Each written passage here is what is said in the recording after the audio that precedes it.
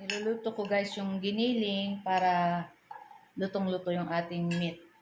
Kasi minsan pag hilaw pa, sinama-sama yung mga ingredients. Tapos, hindi natin masyadong naluto. Parang hilaw pa yung meat. Kaya ako, niluluto ko muna yung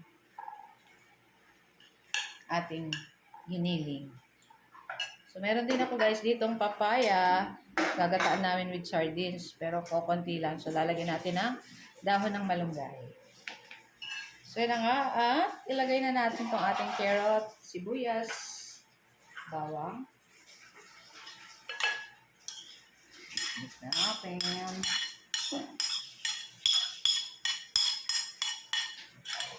Tapos mamaya, babalutin na natin.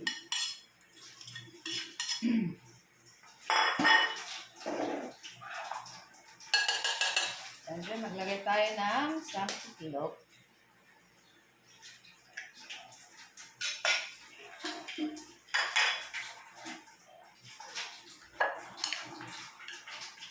Ay.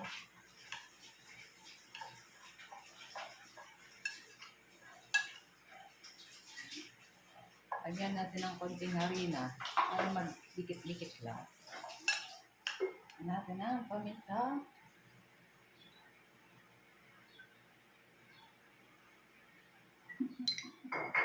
Konting toyo.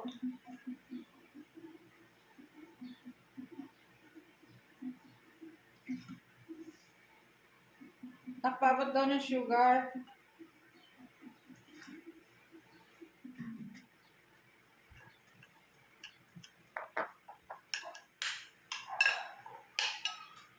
Lagyan natin ng harina.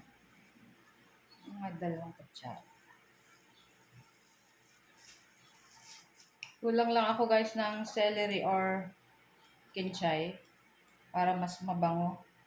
Saka kung gusto niyo lagyan ng cheese, pwede, mas masarap yun. Kaya lang ako, mabusan ako ng cheese kasi nilagay ko dun sa ating everlasting na niluto no isang araw. Pero okay lang yan.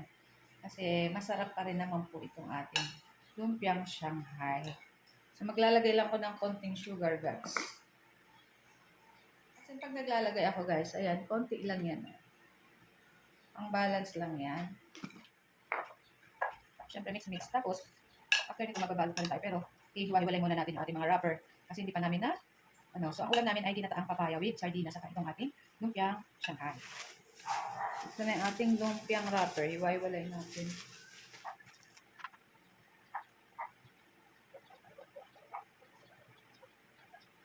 Ay, bukas.